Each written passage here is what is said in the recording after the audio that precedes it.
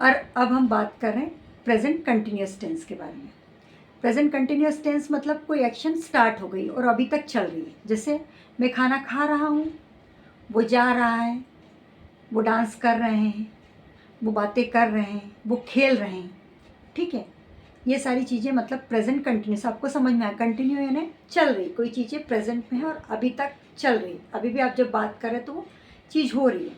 Okay, simple present tense में वर्तमान के बारे में बात करो और वो चीज़ें अभी तक चल रही है।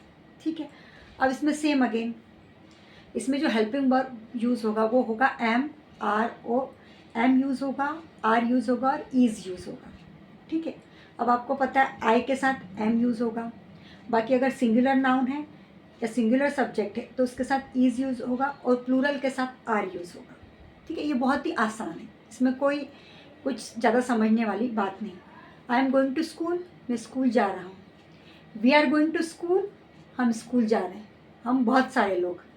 दे आर गोइंग टू स्कूल, वो स्कूल जा रहे हैं, बहुत सारे लोग स्कूल जा रहे हैं। ठीक है, we are going to school, हम स्कूल जा रहे हैं।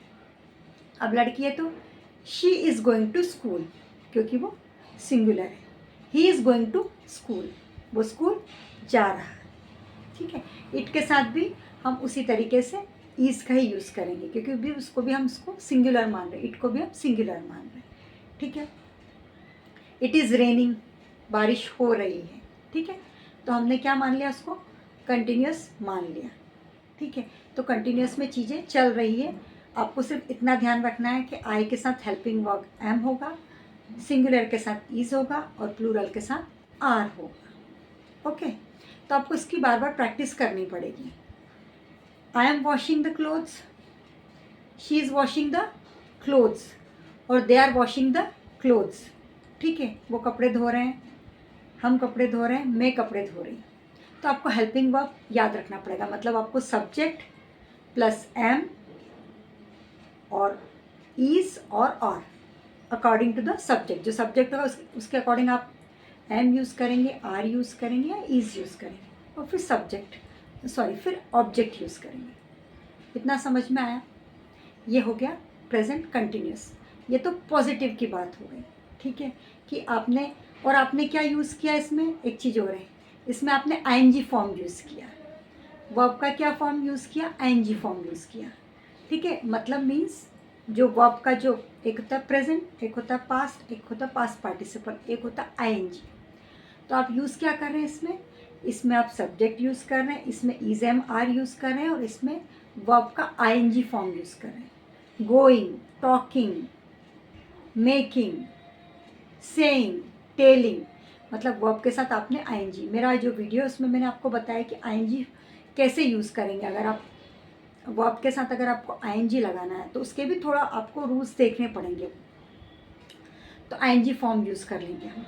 तो ये उसका क्या हो गया, फॉर्मूला हो गया। प्रैक्टिस करते हैं, जैसे कि टॉक, तो टॉकिंग हो जाएगा। ठीक है, I am talking, we are talking, he is talking, you are talking, they are talking. Okay, अब ये तो हो गया। ऐसे आपको हर वर्ब के साथ आईएनजी लगाना है, इज एम आर का यूज़ करना है और सब्जेक्ट का यूज़ करके प्रेजेंट कंटिन्यूस में आपको सेंटेंस फॉर्म करने हैं।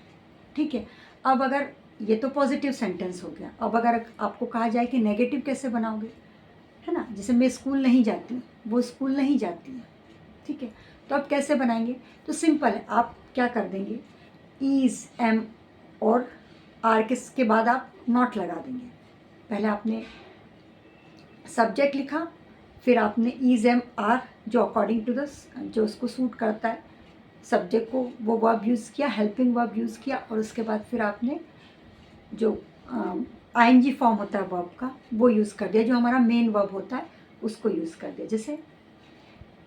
जैसे अगर आपको बोलना है कि मैं स्कूल नहीं जा रही हूँ, I am not going to school, we are not going to school, they are not going to school, Rohan is not going to school. तो आपने क्या किया, सिंपली आपने इज़ एम और आर के बाद में क्या लगा दिया, नॉट लगा दिया। तो ये नेगेटिव हो जाएगा। पर आपको इसको सबको जैसे हमको फिज़िकल एक्सरसाइज करने की ज़रूरत होती है ताकि हमारी बॉडी स्ट्रांग रहे, है ना, और परफेक्टली वर्क करे वो। तो दिमाग को भी एकदम समझ में नहीं आएगा। आपको कोई भी जो भी सेंटेंस फॉर्म कर रहे हैं, कोई भी टेंस आप सीख रहे हैं, तो आपको बार बार दिमाग में सेंटेंस बनाने पड़ेंगे, आपको लिखना पड़ेगा। कोई अगर बोल रहा है तो उस चीज़ को भी सुनना पड़ेगा कि ये किस टेंस में बात कर रहा है, इसका सेंटेंस फॉर्मेशन क्या चल रहा है। आपको मतलब आपके दिमाग, आपके आँखें, आपके कान बिल्कुल खुले हुए होना चाहिए ताकि आपको चीज़ें जल्दी से जल्दी समझ में आए। रीडिंग के साथ कि I am not reading a book, he is not reading a book, we are not reading a book. ठीक है, तो ये कैसे बन गया? नेगेटिव सेंटेंस बन गया। अब हमने पॉजिटिव और नेगेटिव सेंटेंस तो समझ लिया प्रेजेंट कंटिन्यूअस टेंस में। अब इसके आप इंट्रोगेटिव सेंटेंस कैसे बनाएंगे, इसको कैसे फॉर्म करेंगे क्वेश्चन में। सेंटेंस देखेंगे तो वो कैसे बनेगा? क्वेश्चन बना रहे हैं आप, क्वेश्चन फॉर्म करें तो क्वेश्चन में क्या होगा? क्या मैं स्कूल जा रही हूँ? क्या वो बातें कर रहे हैं? ठीक है, क्या वो लोग खेल रहे हैं? क्या वो गाना गा रही है? मतलब आप पूछ रहे हैं कि क्या ऐसा हो रहा है, कोई सेंटेंस है, और क्या वो चल रहा है, क्या जो एक्शन है वो अभी तक चल रही है, ऐसी प्रेजेंट में चल रही है, आप पूछना चाहते हैं। जैसे कि am I going to school, क्या मैं स्कूल जा रही हूँ? Is she going to school, are they going to school.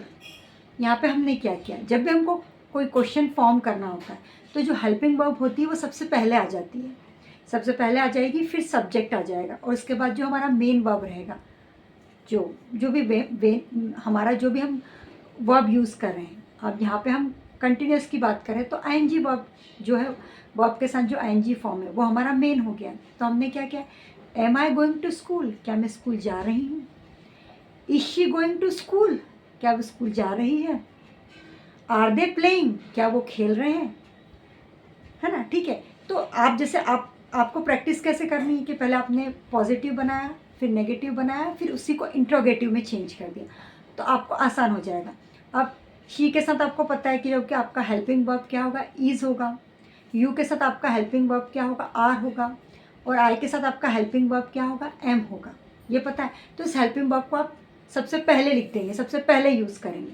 तो सबसे पहले हेल्पिंग वर्ब आ जाएगा, सब्जेक्ट आ जाएगा, फिर उसके बाद आईएनजी फॉर्म आ जाएगा, फिर आपका ऑब्जेक्ट आ जाएगा। ठीक है, जैसे एक सब्जेक्ट से, एक चीज़ से समझते हैं, नॉट सब्जेक्ट, एक वर्ब से समझते हैं। जैसे कि they are playing, they are not playing, are they playing. तो आपको बार बार इसको क्या करना पड़ेगा, ऐसे आपको मेंटल एक्सरसाइज करनी पड़ेगी। She is playing, she is not playing, is she playing. फिर उसके बाद आप आगे बढ़ सकते हैं। तो आई होप को समझ में आया होगा कि इंट्रोगेटिव, पॉजिटिव और नेगेटिव सेंटेंस कैसे बनाते हैं प्रेजेंट कंटिन्यूअस टेंस में।